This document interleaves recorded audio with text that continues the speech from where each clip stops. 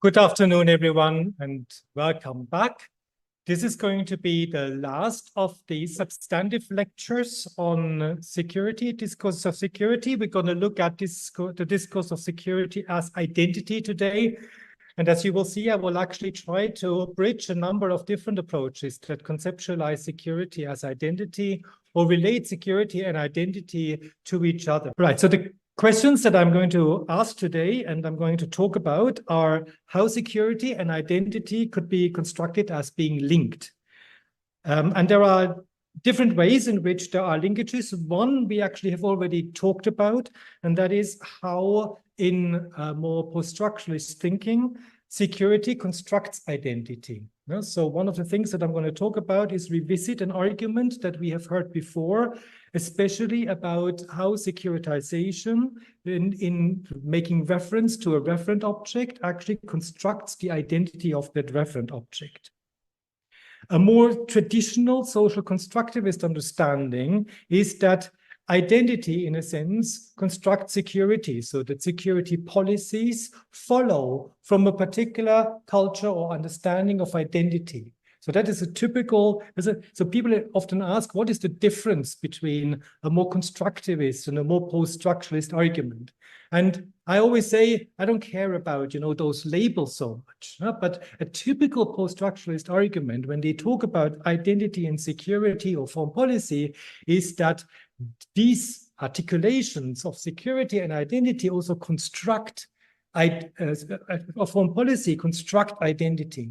Whereas the constructivist tends to explain a particular security policy and tends to explain a particular foreign policy from a sort of given identity, or at least from an existing relatively stable discourse of identity. And we're gonna see how this works in a moment.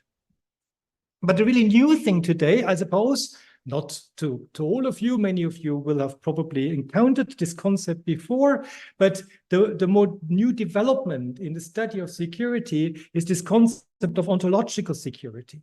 And a lot of people have over the past years applied ontological security to the field of international relations. And so the bulk of the lecture will talk about this concept of ontological security, because as you will see, it is related to the concept of identity. And here security is largely related to the self and to the sustenance of a particular identity of the self. So I want to start with the most classic of these arguments, and that is the constructivist argument that starts from identity and explains security. So constructivists have largely been interested in demonstrating, as you know, the relevance of factors such as norms and identities. So if you think about, what is the contribution of constructivism, most of you will say, well, it's norms and identities that they bother about. And they bother about them to a large extent in terms of their impact on particular decisions, in this case, foreign policy decisions. And therefore, social constructivists have tended to explain foreign policy, and security policy, not only by reference to particular interests or, geopolitical, whatever location, or the power distribution in the system, or what have you.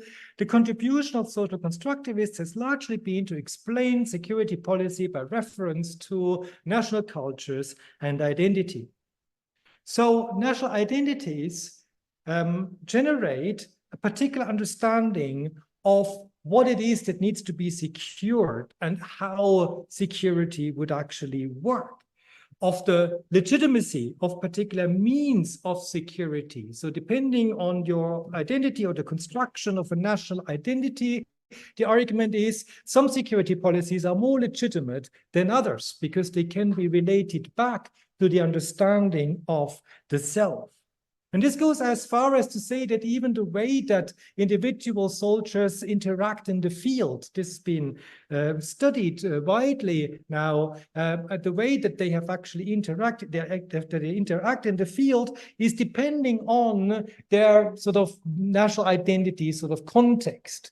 So misunderstandings or conflicts in the field between allies, Irish and French in in Mali, for instance, have to do with different understandings of how one operates a military mission, which in turn are related to different understandings of what the mission is for, and in turn is related to different understandings of national identity.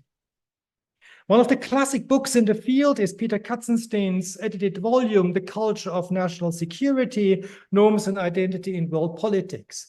That book is a collation of essays that does exactly that. They all try to specify how security policy is related to this culture of national security and therefore a particular understanding of national identity. So while security becomes part of the national identity, concrete security policy then flows from these understandings of national identity. And there are some classic examples for that kind of reasoning. Since we are in Germany now, one of the classic examples is to explain German security policy with reference to the construction of Germany as a civilian power and the self-understanding of Germany as a civilian power. So, for instance, in more recent events, in relation to more recent events, you could ask, why has the Zeitenwende not been such a Zeitenwende as perhaps people have expected after the invasion, the full-blown invasion of Ukraine? And most of the studies agree that actually there are a lot more continuities than there are breaks in the more recent German security policy. And yes, there's been, more money, and yes, there is a change on the sort of the extent to which Germany is willing to engage in military expenditure, etc. But overall, the question is always, is the glass half empty or half full? But certainly, it hasn't been such a radical break as perhaps people would have expected. And one of the possible explanations is that this is because of a continuing discourse of the Germany's self-understanding as a civilian power that sort of puts brakes. So the borders of this discourse have been extended, but as a matter of fact, it's not been overcome, and so therefore it is still something that that limits, or at least makes actors hesitant to sort of go into full-blown military action. Or in a completely different context, you can talk about the sort of peace identity of Nordic states. Now, Norway, for instance, Norway isn't an EU member state, but Norway is particularly exemplary in this, has promoted sort of peace activities all across. I think I've made this point before, that it's no wonder that the Oslo Accords were taking place in Oslo. As you know, I work a lot on Cyprus. If you go to Cyprus, there's a presence of the Peace Research Institute in Oslo. The Norwegians put a lot of money into the Home for Cooperation and the buffer zone. And if you think about, actors, if you, want to support peace activities in the world, and you think, who could sponsor us? The Norwegians are sort of right there. So the Norwegians have actually, constructed their identity very much as, fostering sort of peace, sort of as a peace nation. The first Peace Research Institute is in Oslo, etc., etc. And it's not only the Norwegians, so the Swedes and even the Danes to some extent, but the Swedes in particular, also the Finns, they all have their peace research institutes, and they all belong to sort of the early wave of peace research institutes. And I'm exaggerating the point somewhat, but sort of, you would expect in the development of a European security strategy, you would expect them to write different things into, or to try to battle for different things in the European security strategy than France, for instance, which is a classic military power, so much more interested in sort of geopolitical security conceptions, etc. There's also the argument that the war in Ukraine is actually, or is related at least, to a self-understanding of Russian identity or the Russian nation.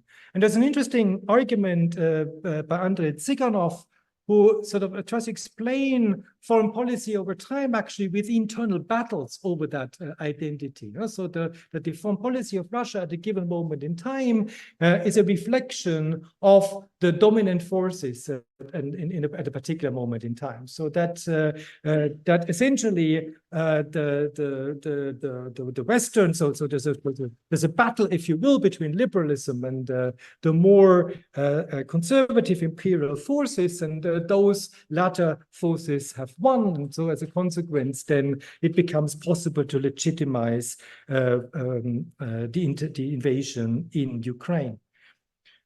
All of these arguments, whatever, we might have different views about the content of them, but the point is that all of them follow the same logic. You've got an identity. That identity may well be constructed, but it's there. And then from that identity follows a particular security policy.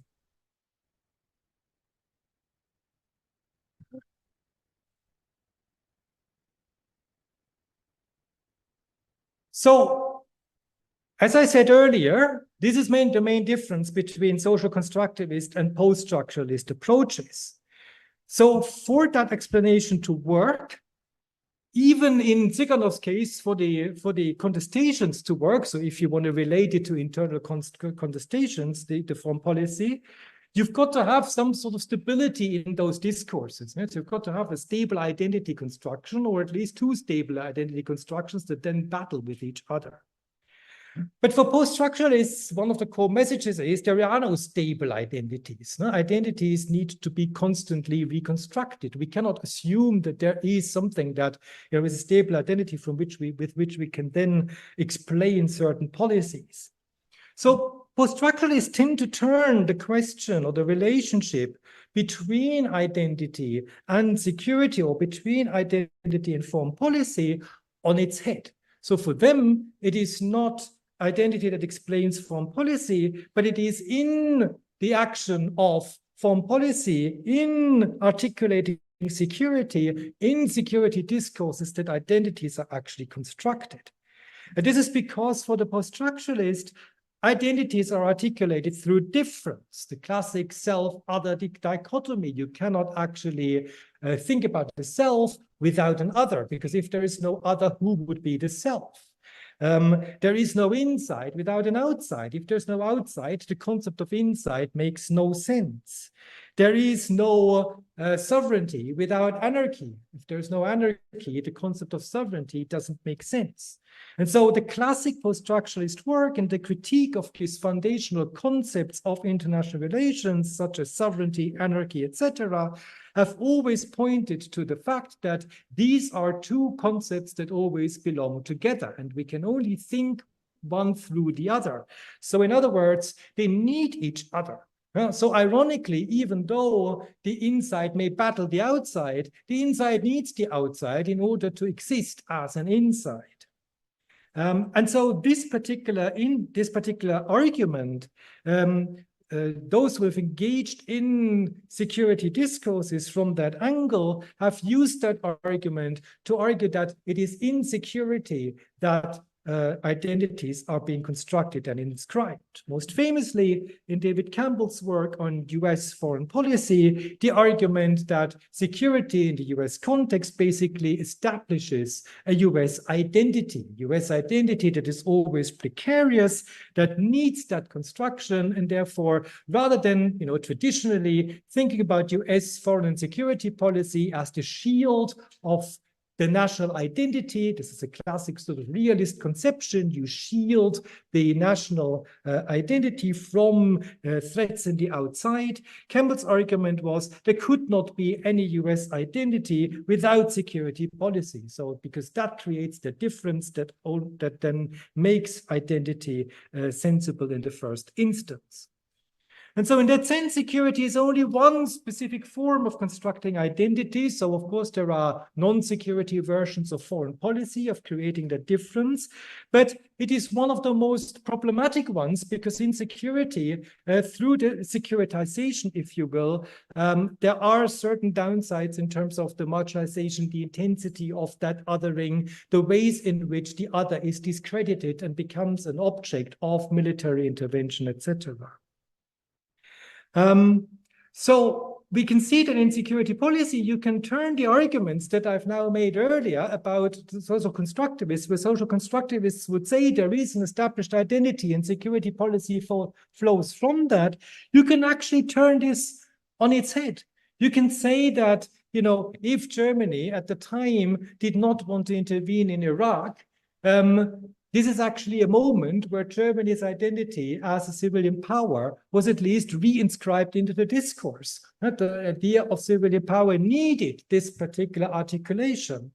Or by the same token, that, you know, there's this hesitation about going to war, that this actually is related to civilian power. In brackets, of course, the German discourse is slightly more complex than I'm just making it out to be. Frank Stenner, for instance, has pointed to the fact that military interventions in the German discourse have actually often been legitimized by anti-militarism. Yeah? So you need a military intervention in order to create peace and democracy. So there's also that part of the German discourse. But never mind, even there, you know, so the articulation of a particular intervention or participation in often labeled humanitarian interventions is actually the background against which then Germany's identity and the borders of that identity are being reinscribed. So likewise, you know, if Norway engages positively in Palestine or Cyprus, it allows the Norwegians to reinscribe their identity.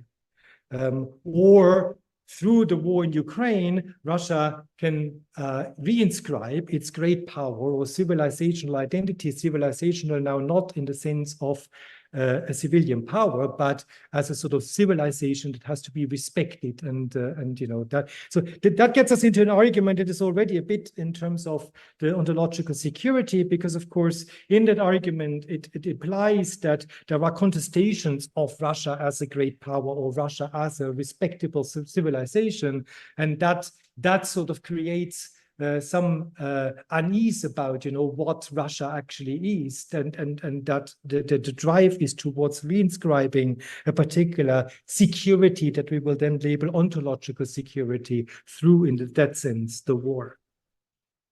And so one version of this argument we have already discussed in the securitization literature, where my argument was that in contrast to critics like Bill McSweeney, the Copenhagen School is not, as it were, conservative in ontologizing particular identities and state identities.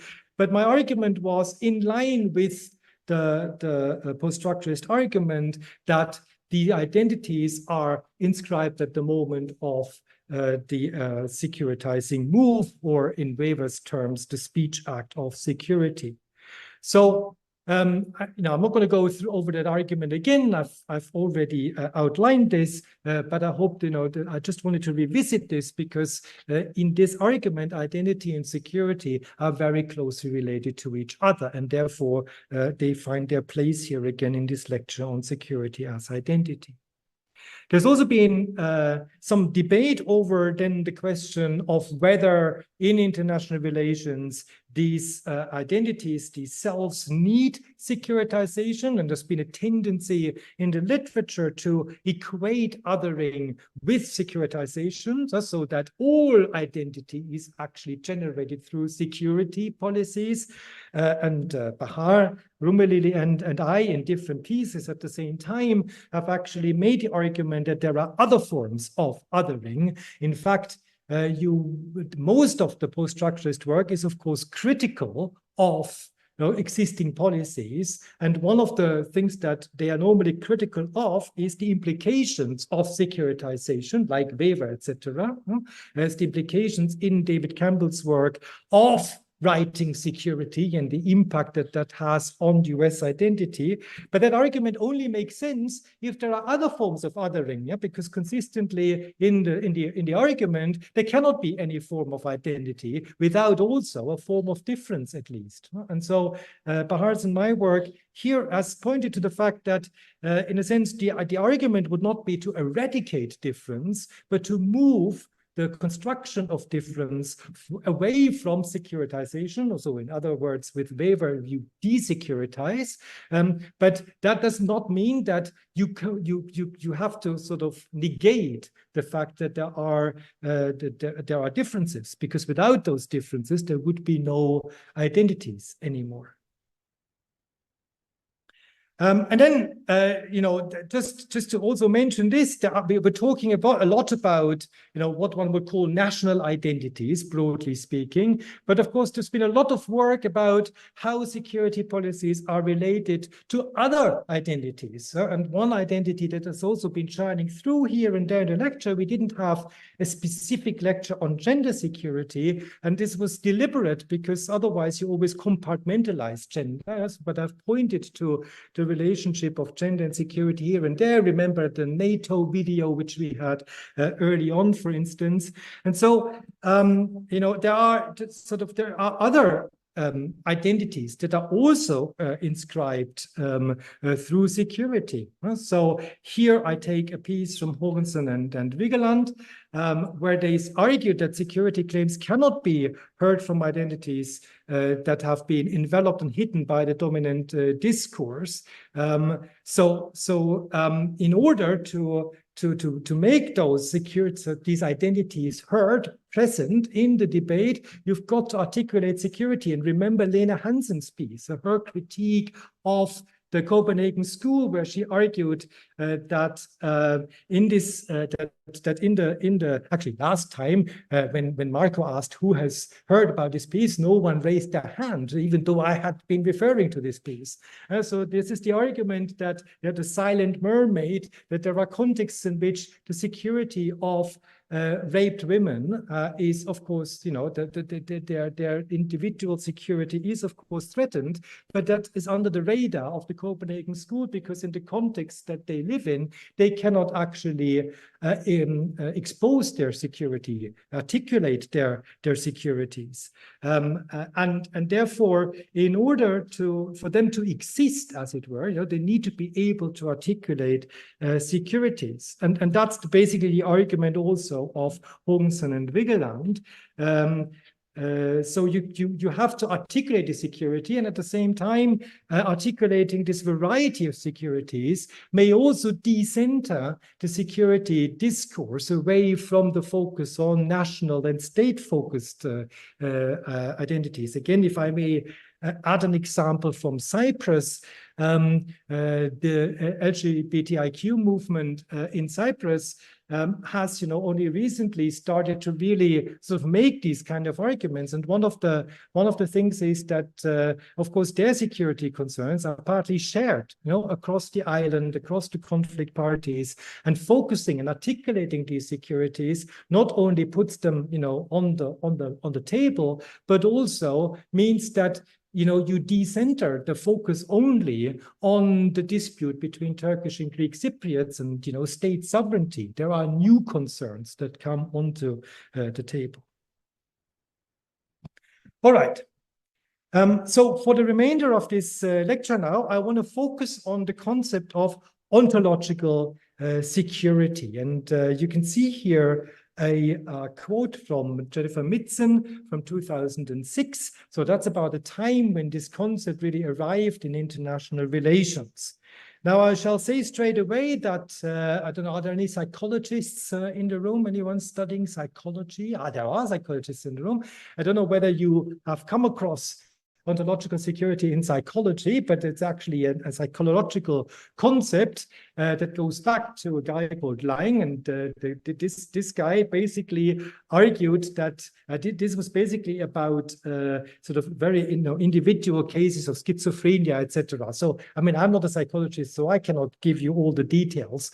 But one of the important things to note here straight away is that there are a number of problems that the concept has that derive from the particular reception into international relations of that concept. And we always, international relations, not always, but very often we take concepts secondhand. And so, and this, but he's laughing.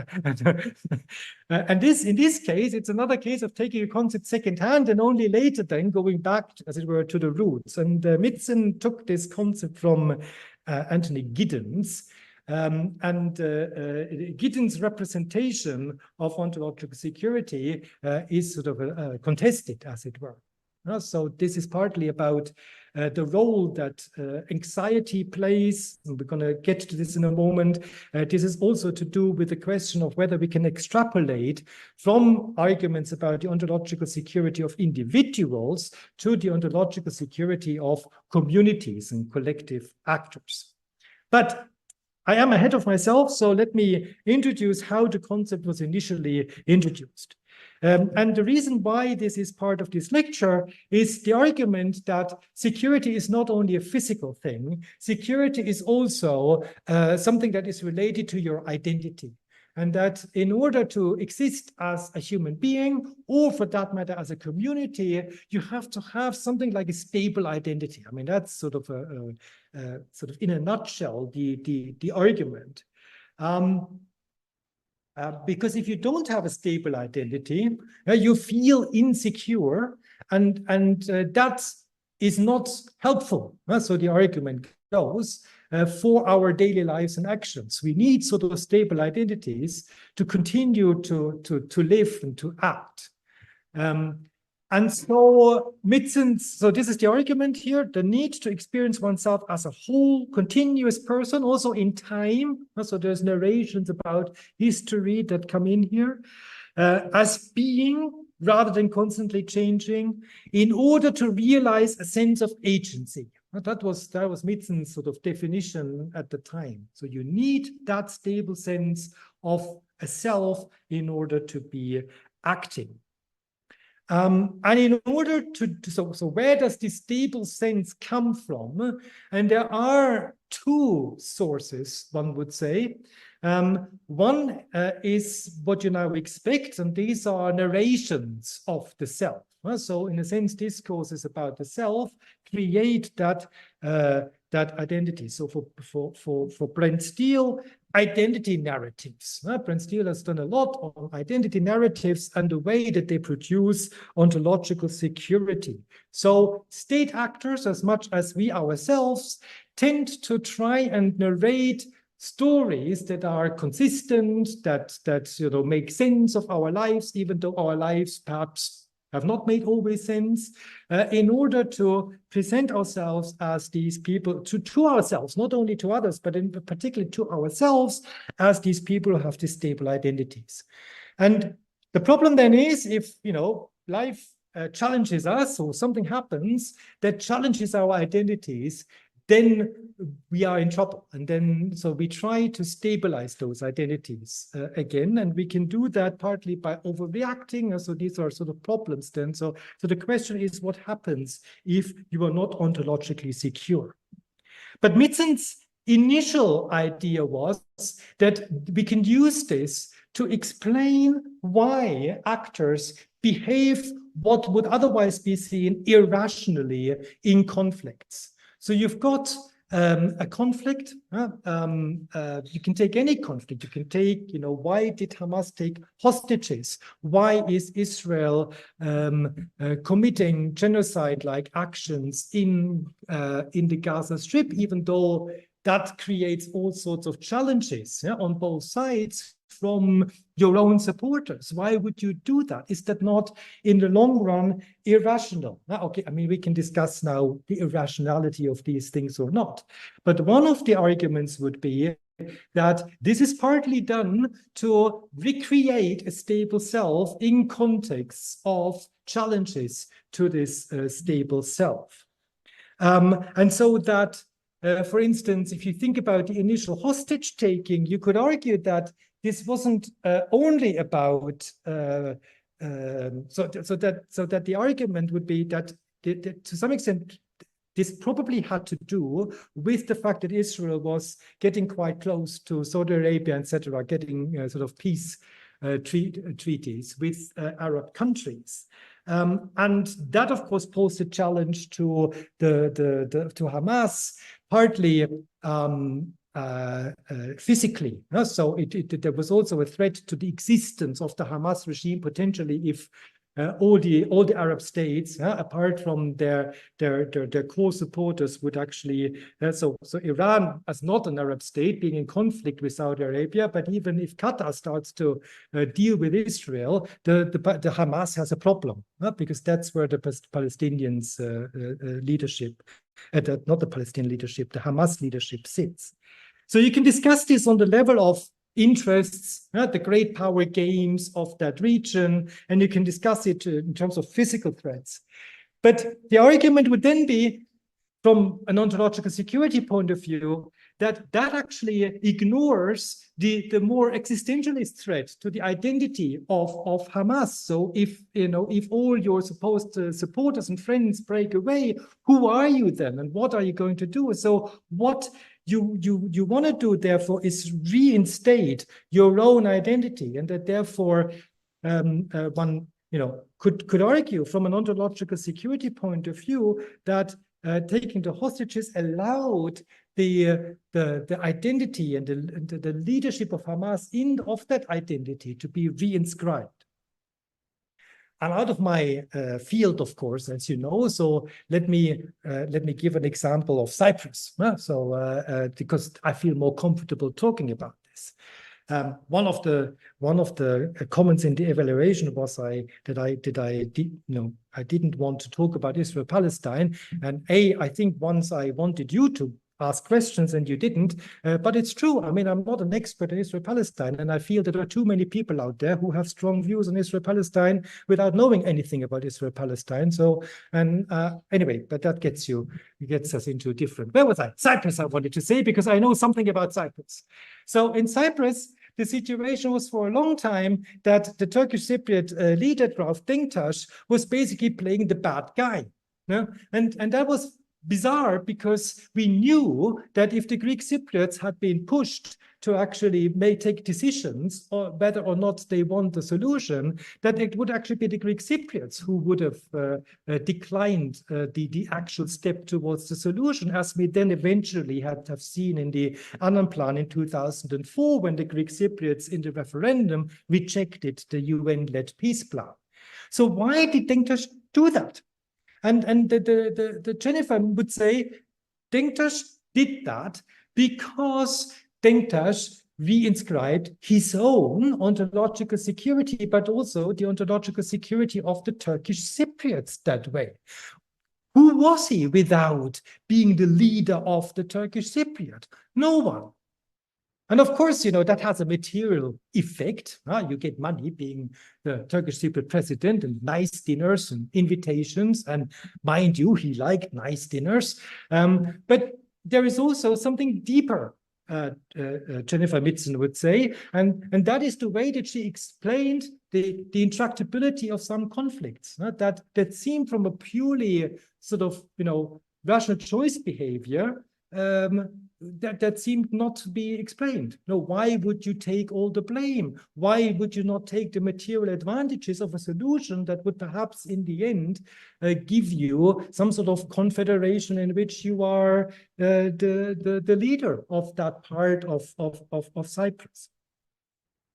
So that is why the argument is we all narrate these roles, but there's another word in that concept here, that is routines, because those ontological securities are not only constructed through particular actions and then narrations about those actions that reinscribe particular identities, they are also reinscribed through or reproduced constantly through routines. So one other argument that the ontological security literature has made is that actors get themselves into routines and they replicate constantly what they've been doing. So you could also read Denktaş's action as something that he's been continuously doing. And if you are threatened with what you're continuously doing, so for instance, by Israel and the Arabs starting to cozy up with each other, then you cannot continue what you've been doing always. And so you then get into some sort of, you need to do something. And so if routines are disturbed, then there's a question of, what does this mean for the individual? So in all of these, basically, in the routines and in the narrations, there are particular roles, and losing them is also a threat to our security, not only physical security. And that in concrete security policies, the argument is actors do not only take decisions on the basis of calculations about physical security, but also about ontological security. I mean, that's basically the main argument. And while this applies to individuals, the argument goes, states are like individuals in that sense. And here we get into a number of problematic, I suppose, discussions. Now, I've stolen 2 slides that Bahar presented here 2 years ago, and that is basically various forms of application. And so we see here, for one thing, foreign policy analysis. Why do states act in irrational ways? This is what I've already sort of talked about. So this is the number 1. So this is about reputation. This is about honor. It's about the avoidance of shame, etc. Secondly, the dynamics of recognition and non-recognition, so that being recognized strengthens your ontological security. So when we talk about the Palestinians, or we talk about the Turkish Republic of Northern Cyprus, or we talk about Kosovo, or we talk about Taiwan, it's the recognition is, of course, gives you access to decision-making procedures, gives you representations, etc., etc. But it is also something that you don't feel like you're a full member of, international society, and you want that, and that would strengthen your conception of self, because otherwise you're not full, you're incomplete.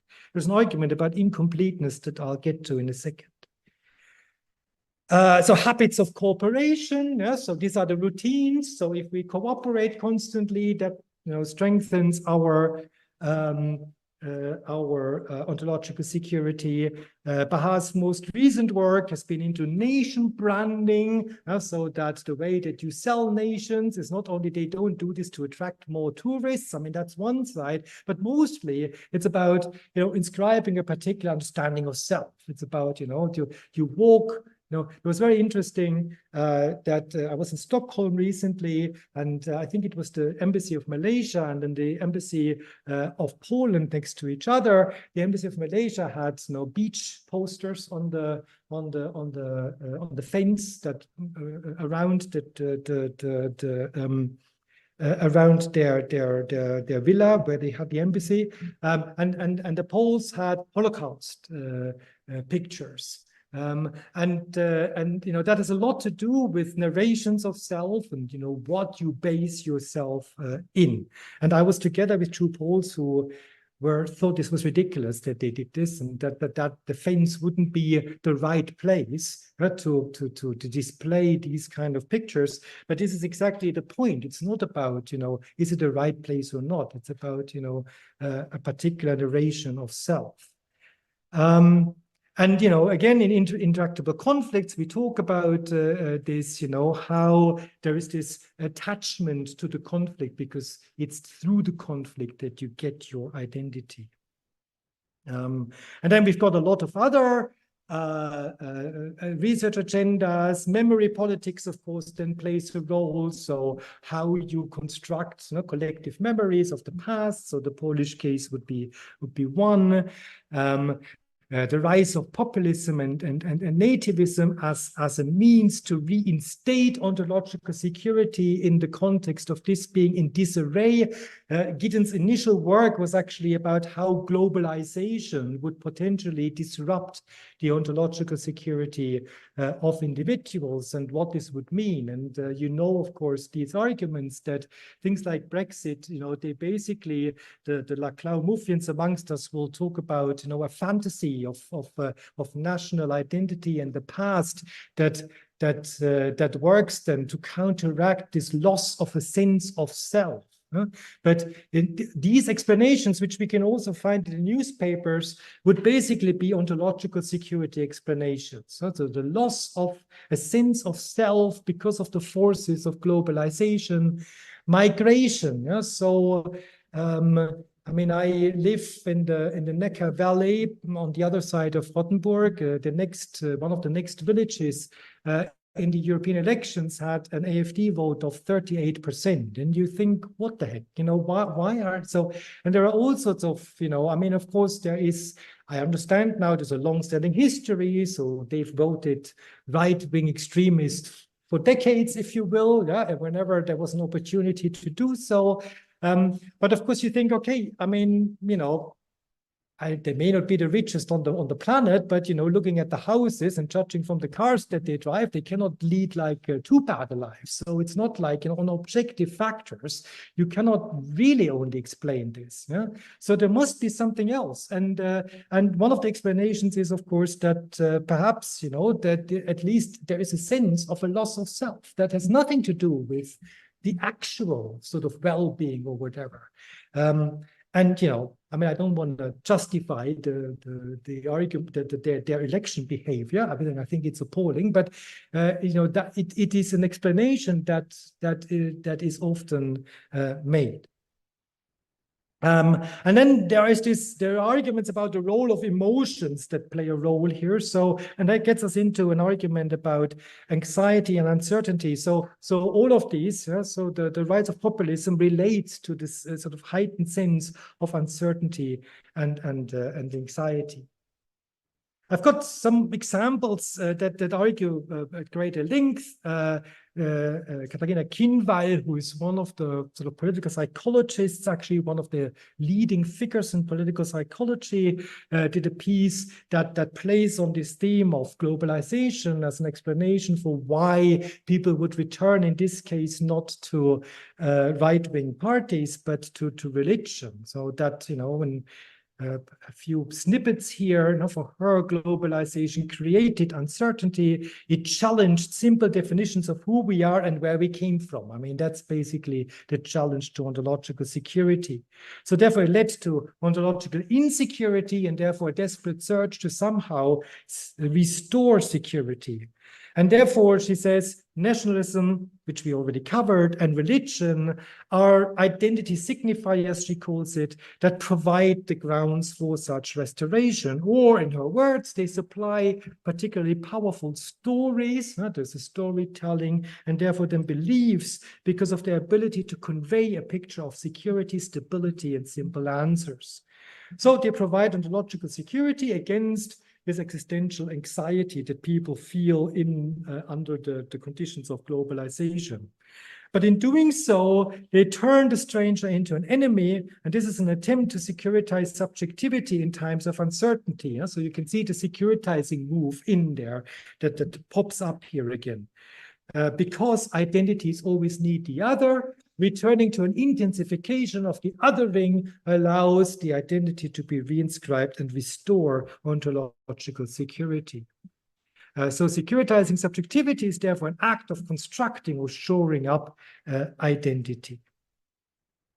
Another different example is Marco Vieira's point about how post-colonial states in their foreign policy, in trying to be recognized as full members of the international society and therefore, you know, have a stable self in that society, they turn to replicating Western forms of foreign policy.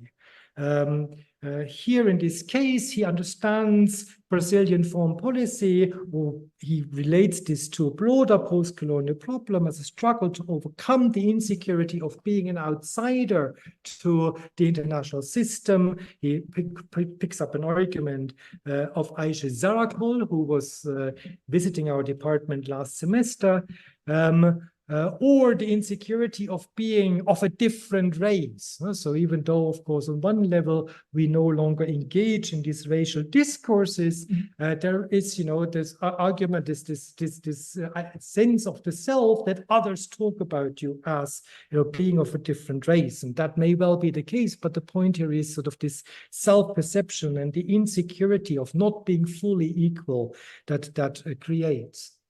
And so therefore, there is a sort of incomplete identity. You're formally a member of this international society, but you want to be a full member. You want a complete identity. And therefore, you want acceptance to become like a Western state, or what Homi Bhabha called colonial mimicry. So to some extent, you understand, of course, that this replicates colonial structures. So many would refer to this as a colonial continuity in international society. But at the same time, there's a drive to sort of be a full part of that. And so there is this, ontological insecurity from a lack. And here's an argument that we will visit in a moment, because in the original formulation of ontological insecurity, the problem is that the individual is always inherently insecure because we are never full. We always have sort of desires and this lack to come to full completeness. And the argument in psychology is partly that our lives, in a sense, our actions, the way that we lead our lives are a constant aim to fill that lack. And there's a negative and a positive side, because imagine you would not have this, basic anxiety, then there would be no, liberals would say, progress, or there would be no drive to change things or solve things. So there's in a sense we need a sort of an anxiety in order to sort of act at all. So that lack is inherent to all of us, and we never can fill this. But on the other hand, there are what you then do then may of course be positive or negative for you. And so for Vieira here, there's the sense that there's this promise of fullness, or what the Laclau-Muffians call this fantasy, and pursuing that fullness gives you this enjoyment, or at least you think that you're coming there until you realize that the others still don't accept you, in a sense. And so, despite the inconsistencies of the foreign policy and of Brazil, which he deals with, which also recognize at the same time the post-colonial aspect and the colonial continuities in this, there continues this pursuit of a Western state idea. Okay, the article is relatively old, but you can see another application of trying to make sense of with the concept of ontological security in this case, related to the inconsistencies of the foreign policy of a particular state. So I've given you the definition, and I've given you some flavor of sort of concrete examples, and I've already highlighted some of the debates that have surrounded this concept. So one debate is about the possibility to extrapolate from the individual to the state. So this is a long-standing debate. Can we liken states to individuals? This goes back to sort of even realists, who make sort of arguments about the behavior of state and link it to the behavior of individuals. The man is good or bad. Think about the bless you, the old sort of argument, and on the first image level, as Waltz would call it, and because man is bad, states are bad. Women don't figure in that argument. And of course, this is very contested. And I think we agree probably that it's not so easy to extrapolate from the state, from the individual to the state, because the state is not an individual. It doesn't have a psyche. It doesn't have that lack with birth that that the psychologists initially sort of argued there is in individuals. And so the argument that ontological security scholars make is that more than sort of the states themselves seeking, there are also those who argue that states are like individuals, but there's also an argument that it's more about the states as providers of ontological security to the individuals. So the state provides a narrative so that the citizens can be ontologically secure. And then that states in their narratives, so Vincent de la Sala in the EU, so the EU itself, or states within the EU, are security seekers, so they're trying to create those stable narratives. But again, it's not entirely clear in this work whether the referent object is indeed, or the referent object from the articulation is clear, but whether the ontological security is actually really on the state level, or on the narrative level, or on the individual level. So in a recent article, Franz von Lucke and I have argued that if we look at ontological security, we're always talking about discourses on the state level. So at the end of the day, these are always inscriptions, but the states don't actually feel ontologically secure. It's always articulations of ontological security. A second argument is whether these constructions of ontological security happen mostly through narrations of the self that are reflexive, so they tell stories about the self, or they are relational, so they are partly imposed by others, or they relate to what others have done. This is, of course, an old problem that roles in general and therefore identities are always to do with alter and ego. So those ontological securities are always created in sort of an interplay of this. If you, like the Brazilians, seek to be fully a member of international society and you change your behavior, but the others still don't recognize you, I mean, that will reproduce the sense of not being fully accepted. Then Bahar herself has talked a lot about the relationship between ontological and physical security. So to what extent are they really separate, and what is the interplay perhaps? Then Mitzen has, in her own work, thrown up initially the problem to what extent ontological security is actually a problem. We've already said that we need ontological security in order to act. I mean, that was Mitzen's argument. So the problem is, when does ontological security become a problem? And Mitzen says this is when ontological security becomes maladaptive or rigid. So if people are so convinced of themselves that they are for the rest of the world a pain in the ass, excuse my language, because they only sort of are imposing themselves on others, but also if they are unable to change anymore. In this paper that Franz and I have written about the debates in the European Parliament, one of the arguments is that the way that parliamentarians still talk about integration replace old conceptions of the self and shows a certain inability to change. And so we've made the argument that, in contrast to what most of the literature says, that the EU is an anxious community, ontologically insecure, we argue that on the level of parliamentarians, there isn't enough anxiety. There would need for change to happen, there would have to be more anxiety.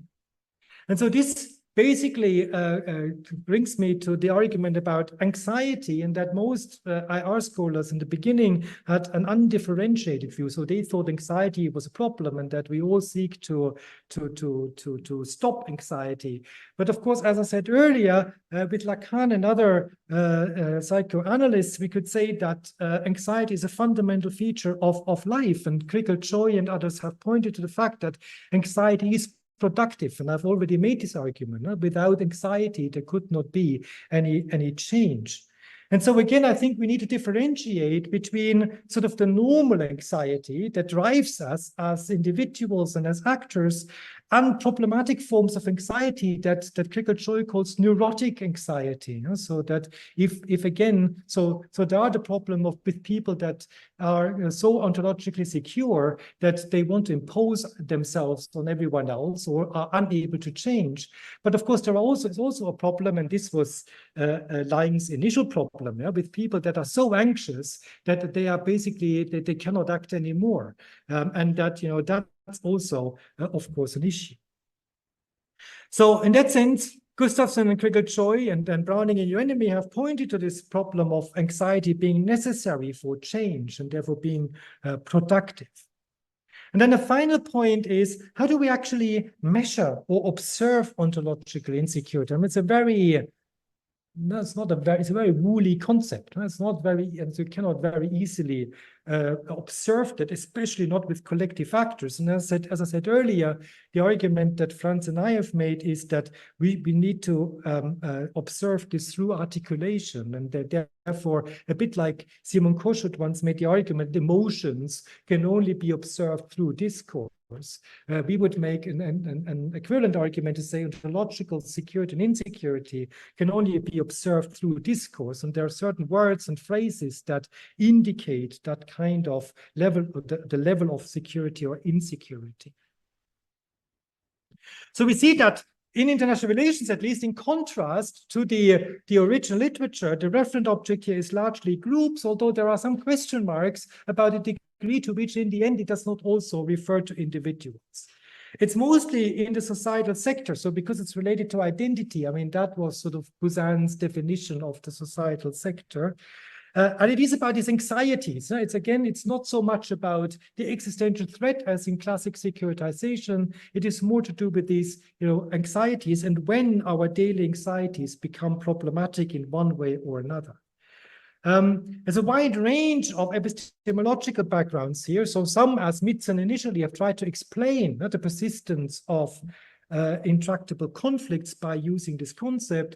Others have more turned to critical studies. So our piece on the European Parliament is, of course, critical of the articulation of a European self in European Parliament discourses. And so therefore, there's a wide range of different backgrounds from critical to more constitutive reasoning. So I've argued in this lecture that security and identity are closely related. We started from social constructivism, where we argued that security policy flows from particular conceptions of identity. I argued that in post-structuralism, vice versa, security constructs identity, or in the articulation or in the security policy, identity is reinscribed into the discourse. Such identity construction is also at the heart of the idea of the referent object in securitization theory, as we've argued before. And we argued that, that we cannot only apply this to national conceptions of identity and security, but also to other identities such as gender identity. But a large bulk of the lecture then focused on the concept of ontological security, which has over the past 15 years or so become one of the core reference points in the debate. Here we've seen how identity is a core security concern, not only physical security or territorial security, and that looking into this may help us understand the persistence of conflicts, such as in the case of Mitzen, but also other IR phenomena. So, why would states engage in nation branding or what have you? Or, for instance, in the work of Baharu Malili more recently as well, to think about the conditions for conflict transformation. So, how ontologically secure or insecure must you be in order to engage in possible conflict transformation? So I will leave it at that. Thank you very much.